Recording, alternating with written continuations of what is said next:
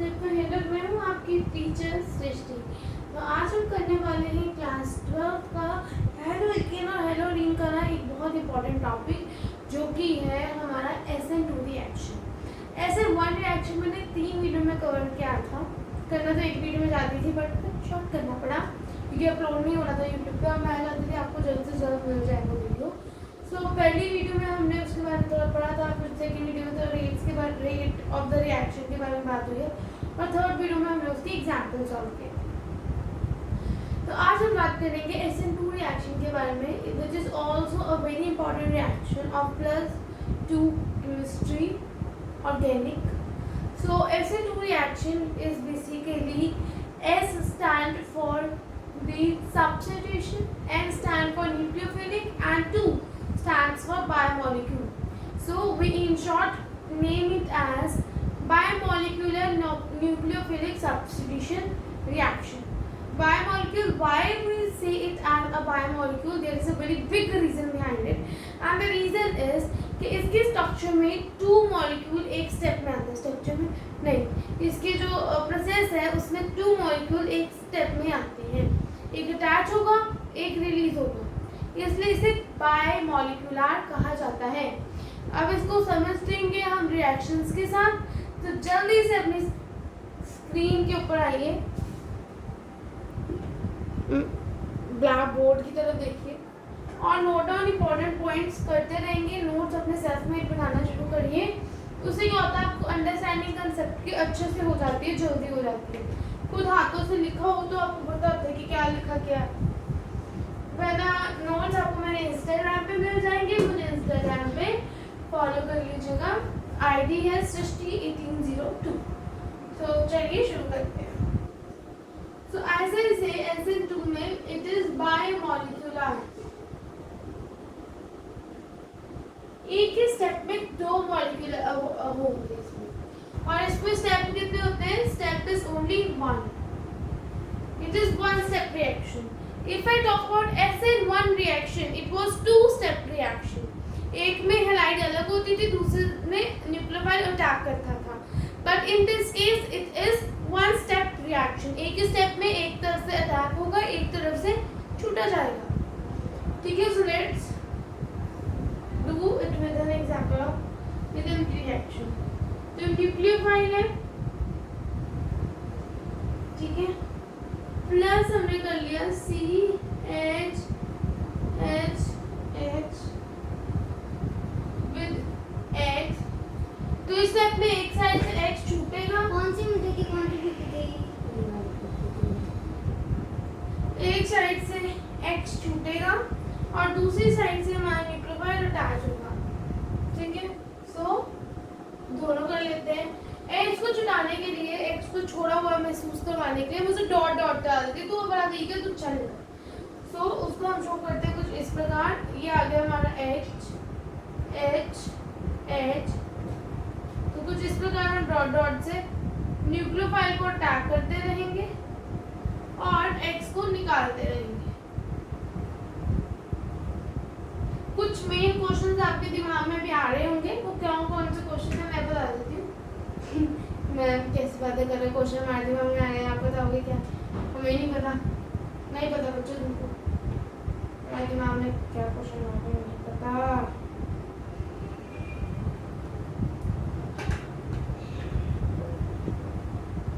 मैं बताती हूँ, रुको वीडियो पोस्ट कर दूँगा एक सेकंड। चलो ठीक है, लिखो ध्यान से। तो एक तरफ से छूटता जाएगा, एक तरफ से अटैच होता जाएगा। वो कौन सा क्वेश्चन आपके दिमाग में आ रहा है जो मैंने बताना था? सुनो कि इसकी तो वैलेंसी पूरी थी, तो एक साइड से कार्बन की 5 वैलेंसी हो रही है, इधर वो कैसे हो गया? तो कैसे हुआ वो मैं बता देती हूँ थोड़ा देर में, ठीक है, थोड़ा देर में बताती हूँ। अब क्या होगा, अब X छूट जाएगा और N पूरा तरीके से अटैच हो जाएगा। न्यूक्लियोफाइल पूरे तरीके से अटैच हो गया और X जो है वो छूट गया। ठीक है, और ये रिएक्शन जो है वो SN2 पाथवे फॉलो करता है। कौन कौन सा पाथवे फॉलो करता है? SN2 pathway. इसको और डिटेल में और अच्छे से अगले स्टेप में समझाती हूँ। वैसे मुझे इतना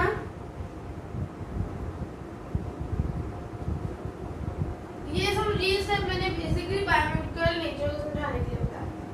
अब इसको और डीपली समझना है तो अब देखो CH3X रिएक्शन का मैकेनिज्म देखो। CH3X प्लस हमने डाल दिया मान लो KOH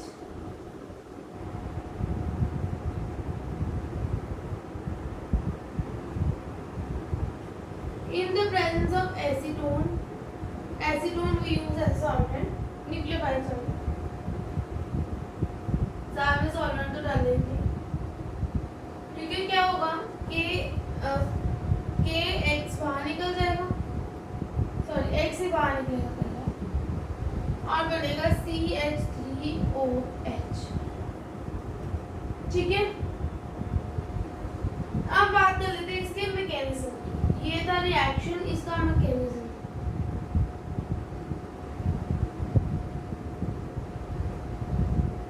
CH स्ट्रॉन्ग बॉन्ड, ये इसका क्या मतलब होता है? Concept reaction.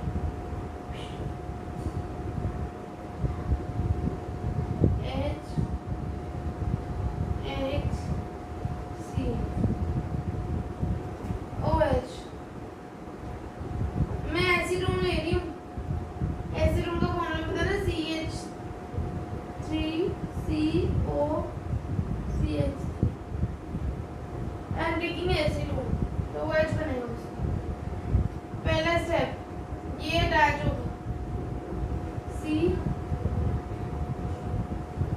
बीच में से ब्रेक कर लेते हैं, OH आ गया इधर, इधर से ब्रेक होने की कोशिश कर रहा है X, इधर आ गया हमारे पास H, इधर डेट बॉन्ड से अटैच हो गया H। नाउ ये भी अच्छा है। फर्दर क्या होगा? X अलग हो जाएगा,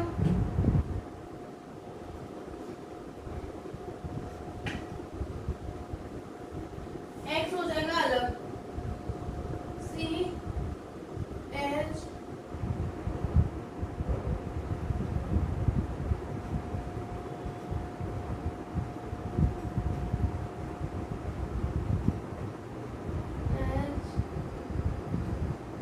इधर आ गया OH और X माइनस अलग। क्लियर है ये रिएक्शन? ऊपर की तरह ही है, न्यूक्लियोफाइल की जगह OH आ गया। अब बच्चों असल में क्या था? ये डेल्टा पॉजिटिव नेगेटिव था, ये डेल्टा पॉजिटिव था। ठीक है, तो डेल्टा नेगेटिव ने उसको अपनी तरफ खींचा, इसलिए उस ब्रेक होने में उसको थोड़ा टाइम लगा। फिर क्या हुआ? OH नेगेटिव ने बीइंग नेगेटिव फिर उसने अटैक कर दिया। अब बेटा OH पीछे से अटैक कर रहे हैं यहाँ पे, from the rear side, back side. वो फ्रंट से अटैक इसलिए नहीं कर सकता क्योंकि फ्रंट में तो बेटा ऑलरेडी एक हैलोजन प्रेजेंट है। कहाँ अटैक करेगा? हैलोजन उसको मंडराने नहीं देगा आसपास, तो वो बैक अटैक करेगा। ठीक है, एक चीज तो ये हो गई। दूसरी इंपॉर्टेंट चीज याद करने वाली कि यहाँ पे SN2 का फर्स्ट स्टेप जो है वो RDS बताता है। एक ही स्टेप है, वो स्टेप RDS बताएगा। ठीक है, क्योंकि स्टेप ही एक है। ठीक है, 5 लोगों की बात नहीं, स्टेप ही एक है। अब बात करते हैं इसकी, तो अब ध्यान से देखो, पहले X जो था वो कौन से साइड था? This side. अगर इस साइड हो तो इस साइड रोटेशन होगी। कौन सी साइड रोटेशन है? जल्दी बोलो, जल्दी जल्दी जल्दी जल्दी जल्दी जल्दी जल्दी। Anti clockwise S type. इस साइड आओ, कौन सी साइड रोटेशन है? Clockwise R type. S to R क्या हो रही है? Inversion. In SN2 reaction, always inversion take place. There is no chance of making racemic mixture क्योंकि यहाँ इस केस में इन्वर्जन ही होती है, रिटेंशन होती ही नहीं है। Clear clear. सॉल्वेंट जो हमने ऐड किया था यहाँ पे पोलर एप्रोटिक सॉल्वेंट यूज होता है, प्रोटिक नहीं। एप्रोटिक क्यों? क्योंकि घेरने की जरूरत ही नहीं है, प्रोटिक घेरता था, यहाँ पे घेरने की जरूरत थी, उसने एक्टिव पीछे से करना है।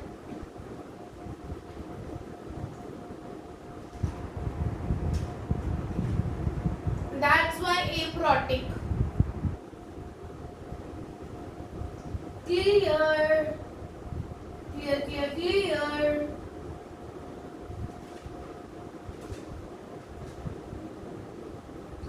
हाँ, तो क्वेश्चन पूछा था कार्बन की इस केस में, तो पहली चीज तो ये याद रखना है, इस स्टेज को बोलते हैं ट्रांजिशन स्टेज। ठीक है, दो स्टेजेस के बीच का है तो इसको कहेंगे ट्रांजिशन स्टेट। ये बहुत कम देर के लिए रहती है, मतलब 10⁻⁻6 सेकेंड के लिए ओनली स्टे करती है ट्रांजिशन स्टेट। थोड़ा सा आगे बढ़ा के जो पूछा था कार्बन की, यहाँ पे वैलेंसी 5 है, मैं आपको क्वेश्चन से पढ़ा के जाती हूँ, कुछ और ही कर दूँ। चलो 5 कैसे है? क्योंकि ये यहाँ पर बॉन्डेड पेयर से ज्यादा नहीं चिपका है।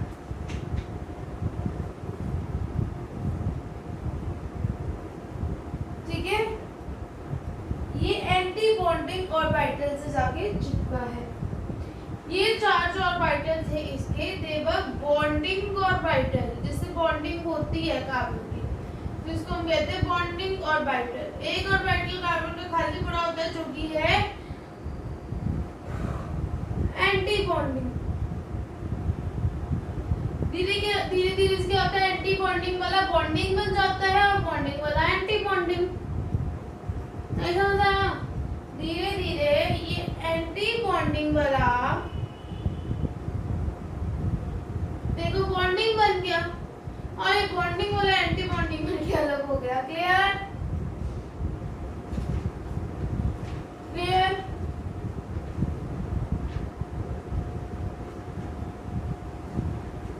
आप इसको ऐसे मान की तरह जैसे डिटेल में समझा था, डिटेल में समझेंगे।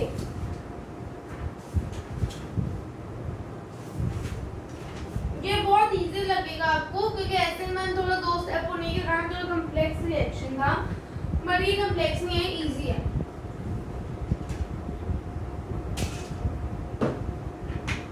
बात क्लियर होनी चाहिए बस।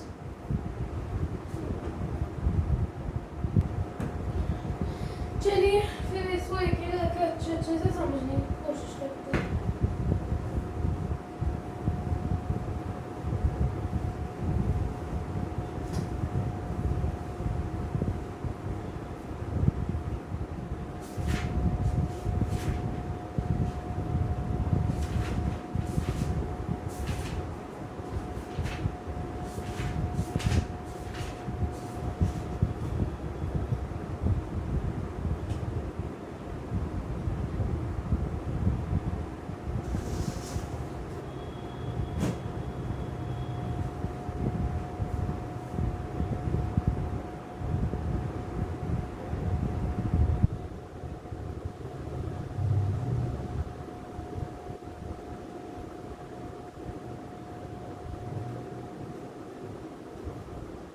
चलो ये आपका आ गया SN2 रिएक्शन।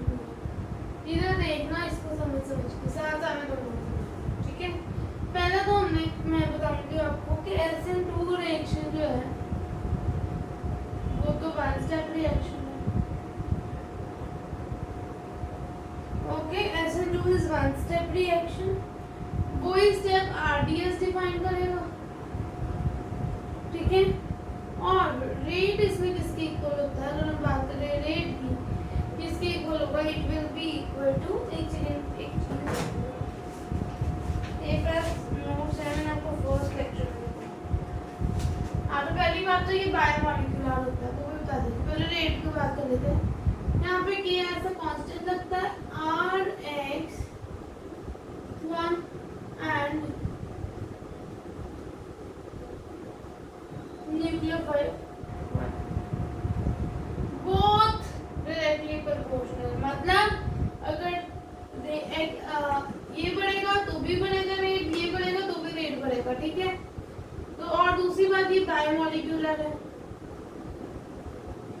क्यों कहा जाता है 2 मॉलिक्यूल एट 1 स्टेप? उसमें देखना ध्यान से, एक स्टेप पे एक ही मॉलिक्यूल लग रहा है, ठीक है। अगर हम बात करें ऑर्डर ऑफ रिएक्शन, तो किससे पता चलता था? पावर से। किसकी? इन दोनों की। कितनी पावर है? 1 + 1 2, 1 1 2, ठीक है। So it is second order reaction.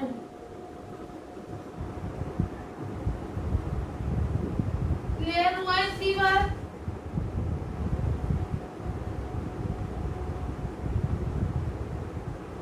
अब एक क्वेश्चन देख लो, सिंपल पूछ लेती हूँ। अगर हम ना दोनों की कॉन्सेंट्रेशन डबल कर दे, किसकी?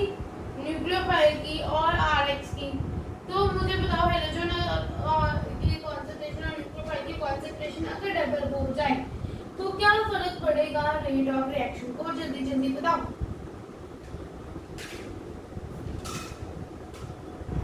जल्दी जल्दी कमेंट करो। It will be 4 times directly proportional. Rate इस केस में क्या होगा? 2 के तो के रहने दो कांस्टेंट, K2 NU, फर्क नहीं पड़ना क्योंकि मल्टीप्लाई हो रहा है ना, NU into 2 RX। 2 बाहर निकालो 4, ब्रैकेट में डालो K NU RX। ये क्या था? ये न्यू है ना रेट, तो new rate is equal to rate initial 4 times, तो 4 टाइम्स ये सॉल्यूशन है उस क्वेश्चन का। समझ में आया क्या? ठीक है। सेकेंड पॉइंट इस केस में आता है no formation of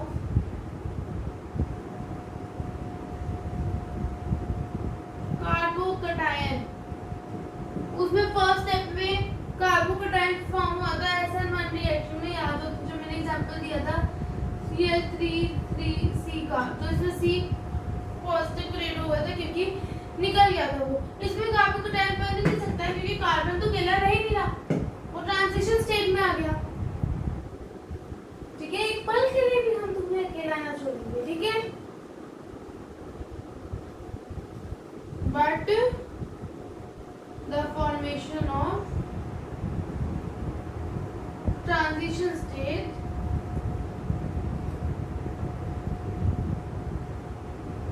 take place, ठीक है। कार्बन cannot be isolated, वो अकेला नहीं रह सकता, हम तुम्हें ना छोड़। पर ट्रांजिशन स्टेट क्या थी ये पता है ना, याद है ना, मैंने भी बताया था शॉर्ट लिव।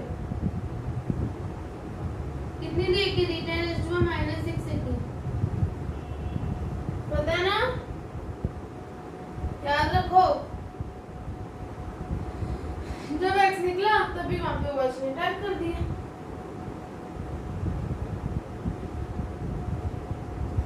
ठीक है ना। एक बात याद रखना, जितनी स्टेबल ट्रांजिशन स्टेट, ठीक है, SN2 रिएक्शन उतना ज्यादा।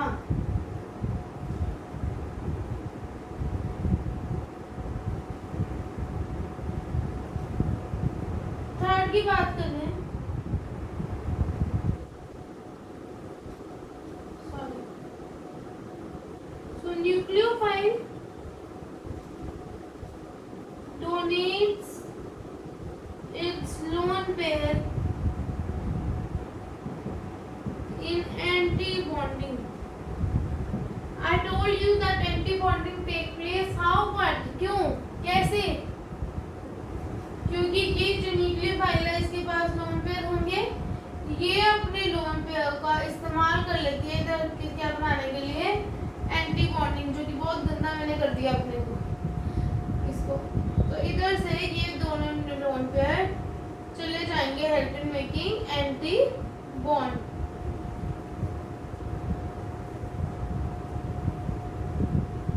In the anti-bonding orbital of carbon. और as soon as X निकलेगा तो ये anti-bonding वाला orbital bonding orbital में convert हो जाएगा. थोड़ा इसे करते हैं शिफ्ट. आगे बात करेंगे सॉल्वेंट की. कौन सा सॉल्वेंट? सॉल्वेंट में लिखा है पोलर एप्रोटिक सॉल्वेंट. SN1 में पोलर प्रोटिक यूज होता था. थोड़ी देर पहले बताया था क्यों यहाँ पे एप्रोटिक यूज होता है, वहाँ पे प्रोटिक. रिवाइज जल्दी से याद करो अपने दिमाग में, मैं तब तक लिखती हूँ.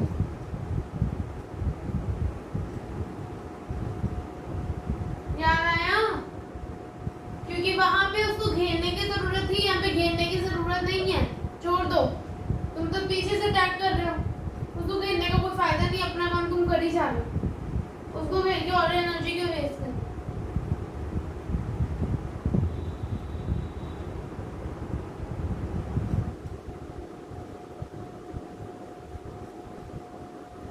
अब इसका एग्जाम्पल एक प्रोटिक सॉल्वेंट का एसीटोन जो हमने यूज किया था. Acetone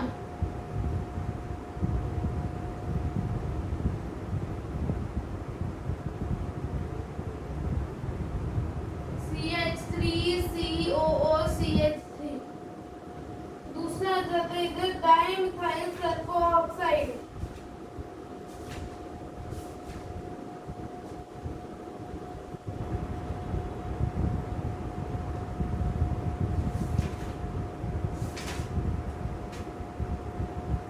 dimethyl सल्फोऑक्साइड. इसको DMSO लिखा हुआ भी आ सकता है. तीसरा आ गया आपका डाइमिथाइल फॉर्माइड.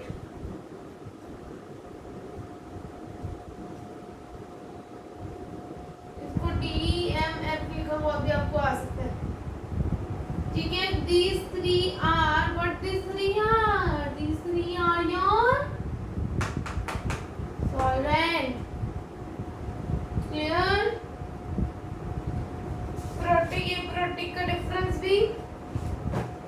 अब इसकी टेम्परेचर की बात करें, it also take place in low temperature, means it is also exothermic in nature.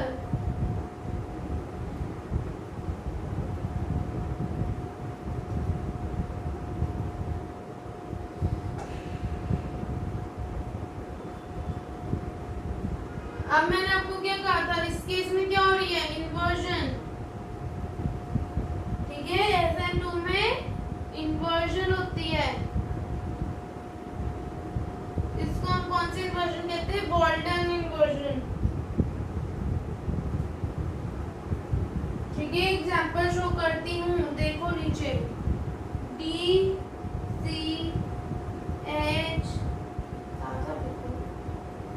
सा लिखो मैम, इतना गंदा. DCl इधर T ड्यूटेरियम और टेरियम लगा दिया हमने. KOH यूज कर लिया. Now what is KOH? It is nucleophilic. Nucleophile. and DMSO.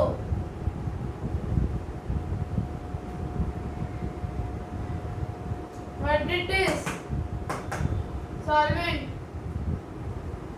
इधर से OH आया. मैं सीधा आंसर बता रही हूँ. स्टेप पता आपको?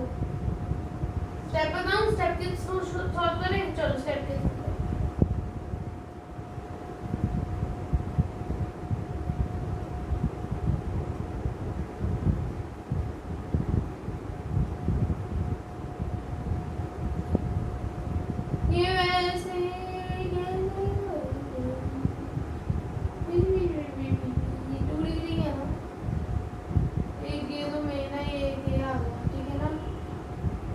इसकी अरेंजमेंट थोड़ी चेंज कर सकते हैं.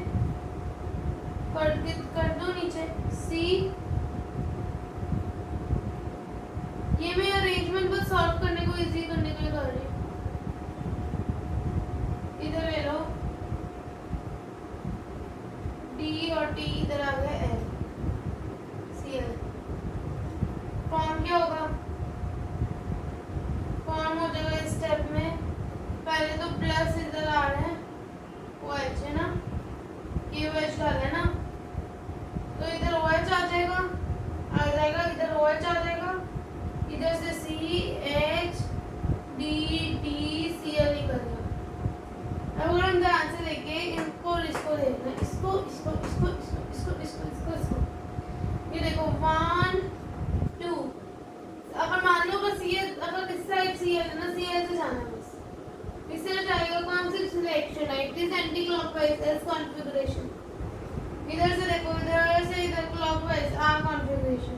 याद रखना जिधर OH है ना उधर से सर्कल बना दो, मतलब जिधर ये Cl या OH है, Cl इस साइड से था, इधर नीचे नहीं आता, हमेशा ऊपर से सर्कल बनाता है। इधर बना लिया S, इधर आ गया R, S to R क्या होता है, इन्वर्जन। तो इधर इन्वर्जन होती है, इस इन्वर्जन को बैडन इन्वर्जन कहा जाता है।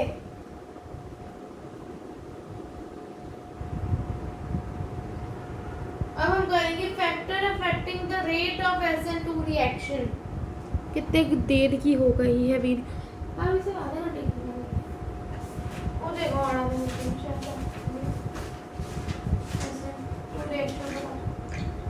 नहीं हुआ, थोड़ा टाइम और लग गया, कोई बात नहीं, अच्छे से करना है, इम्पोर्टेंट टाइम इम्पोर्टेंट।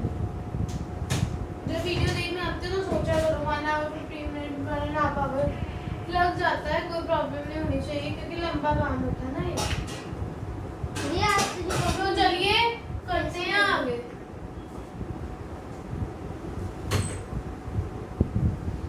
रेट क्या है, रेट का फॉर्मूला याद है?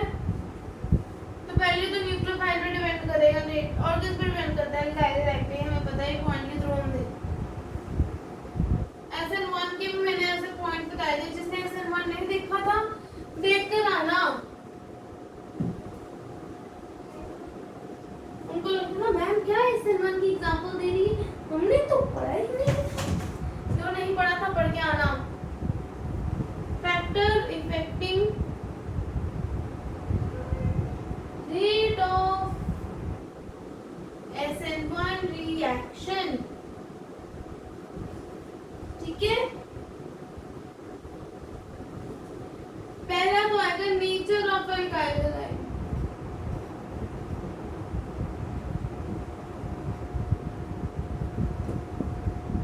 नेचर ऑफ अल्काइल हैलाइड, एक मेन चीज याद रखना, rate is inversely proportional to steric hindrance.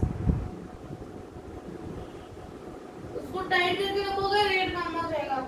तो इससे क्या पता चलता है कौन से केस में ज्यादा टाइट होगा, आप बताना मुझे। Look at the blackboard बच्चों and tell me कि किस केस में रेट कम होगा, ब्लैकबोर्ड की तरफ देखना, जल्दी से कमेंट कर दो।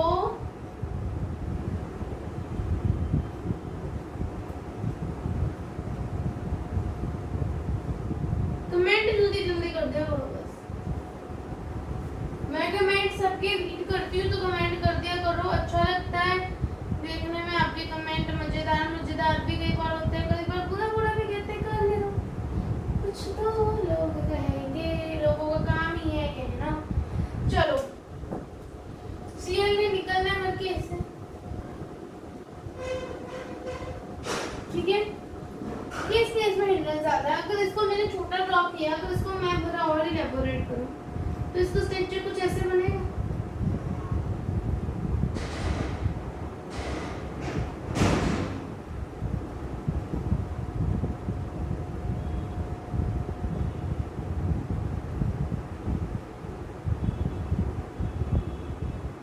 इसलिए आपको क्या पता है Cl ने पीछे से ड्रैग करना है, पीछे दिख रही है जगह नहीं तो 3 डिग्री है, 3 डिग्री में पीछे जगह ही नहीं है तो 3 डिग्री तो गई बाबा, बहुत ही कम है 3 डिग्री में, बहुत ही कम। अब 2 डिग्री में उससे ज्यादा होगा क्योंकि इधर एक तो H है, इस H को तो कोई रब कर ही सकता है, तो 2 डिग्री में उससे ज्यादा। 1 डिग्री की बात करें, सारे H है छोटे छुई हुई से है, इनमें से एक और आ जाए कोई फर्क नहीं पड़ेगा, 1 डिग्री में उससे ज्यादा। अब मिथाइल में तो कार्बन ही नहीं है, सिर्फ H ही है, आराम से मिटाओ उसको तो फिर आता है हमारे पास methyl. So this is the order of the reactivity of the in SN2 reaction. Clear? Clear. दूसरा जो मेन फैक्टर है that is stability of transition state.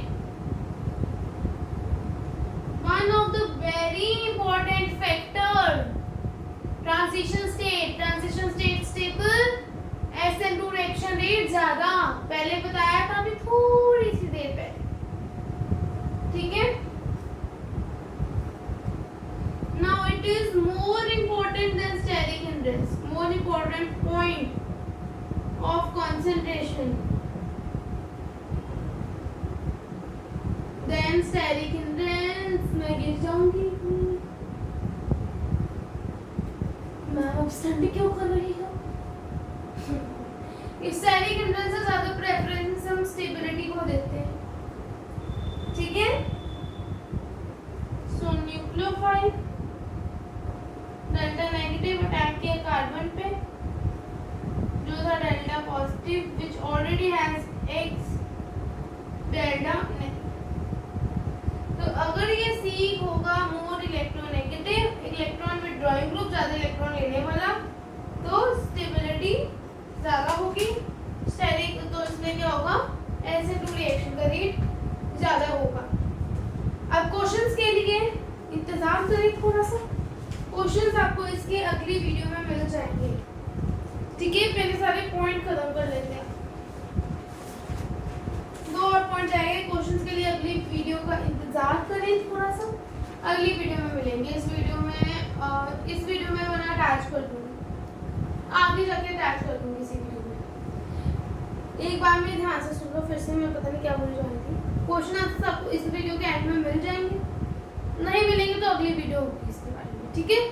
अगर ये लंबी चलेगी तो। Now third point is nature of nucleophile. Rate किस पर डिपेंड करता था, न्यूक्लियोफाइल। रेट का फॉर्मूला देखो, न्यूक्लियोफाइल इनटू एल्काइल लाइक की बात कर लिया, न्यूक्लियोफाइल की बात